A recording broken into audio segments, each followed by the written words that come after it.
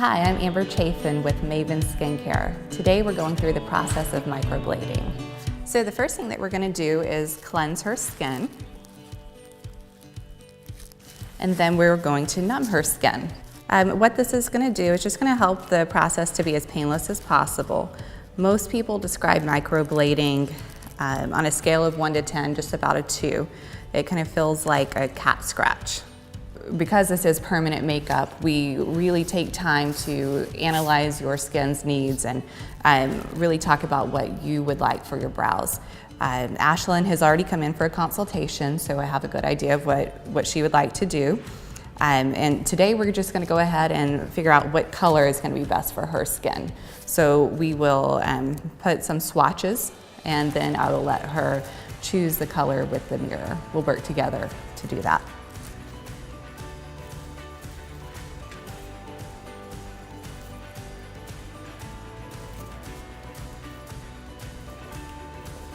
So once I apply the pigments, I let them really settle in and work with her chemistry for a few minutes.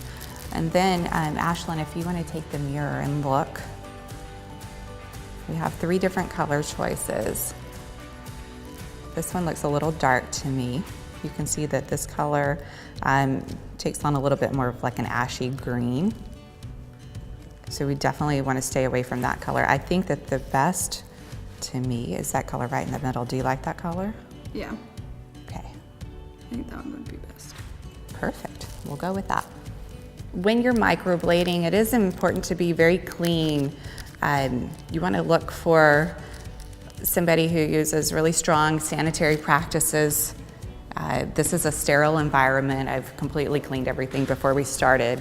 I have a brand new microblading needle that we'll use. But now we are going to go ahead and map Ashlyn's brows. And that's the process where we just determine exactly where we're going to put our hair strokes.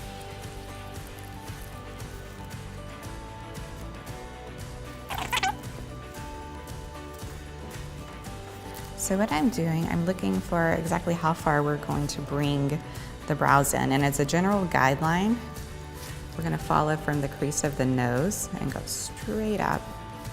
For the arch, we want to go right over that pupil. And then to find the end of the tail of the brow, we're going to use the nose. We want to connect from the nose to the eye, the edge of the eye, to the end of the brow there. That's going to be our stopping point. We're just going to go ahead and start creating her hair strokes with our microblading needle. I'm going to do one test stroke for you, okay? How's that feel? Is that bearable? Mm-hmm. Okay. Microblading has become very popular because it's a much more natural approach to permanent cosmetics. In the past, we used a tattoo gun to create brows, and it created a more really full, thick look. With microblading, we're able to use our tool to create hair-like strokes. This is a tiny blade with small needles that creates a more natural look than a traditional tattoo. This pigment is masking right now. And what that means is we're allowing the skin to absorb the color. We've just done one pass so far, but you can see when we remove that pigment, you're able to see the strokes. And we're going to do up to 3 passes and create more hair strokes.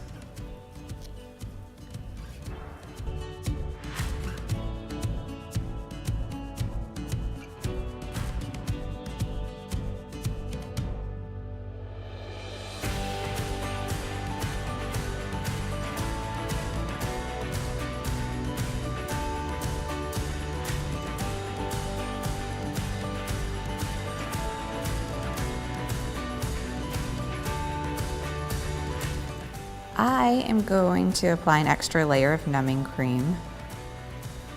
We do this after we make our first pass. This just ensures that she's as comfortable as possible.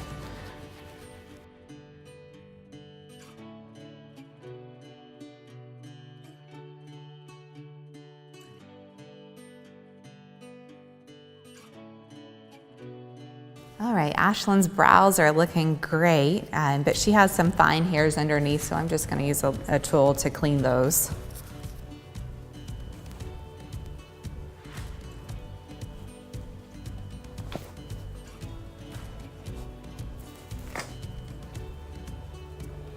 I think we are almost finished, but I want you to just go ahead and take the mirror and look to make sure that you like.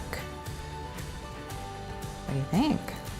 I like them a lot, actually. Are there any areas that you see that you'd like to change or adjust?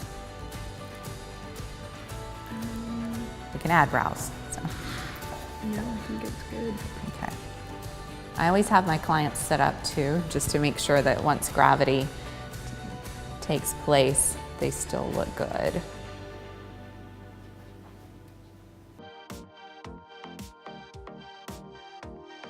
So with microblading, we definitely don't want to rush the process. This can take up to 2 hours. So we really want to take our time to make sure that each stroke is perfect. So right now I'm just going in, I'm checking through our strokes and making sure that everything is even. One of our last steps in the microblading process is going to be to mask her brows. We've created hair strokes. Now we're going to apply pigment so that it can really penetrate and soak into the skin, and that's going to help her to have long-lasting hair strokes. So Ashlyn wanted to do microblading to make her makeup routine easier.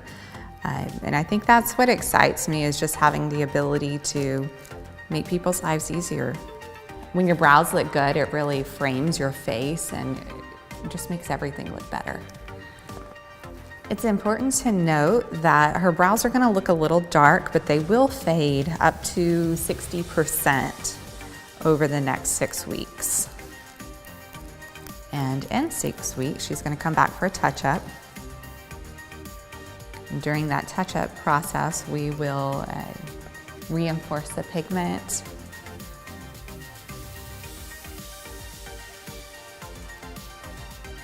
Add any hair strokes that have faded. And just make any tweaks or adjustments that we need. So we are applying an antibiotic cream. This is important to prevent infection. After microblading, you want to keep the area clean. Make sure not to sweat or be exposed to any steam or long periods of water for at least 10 days. Again, this is Amber Chafin with Maven Skincare. Contact me if you want to get your brows done.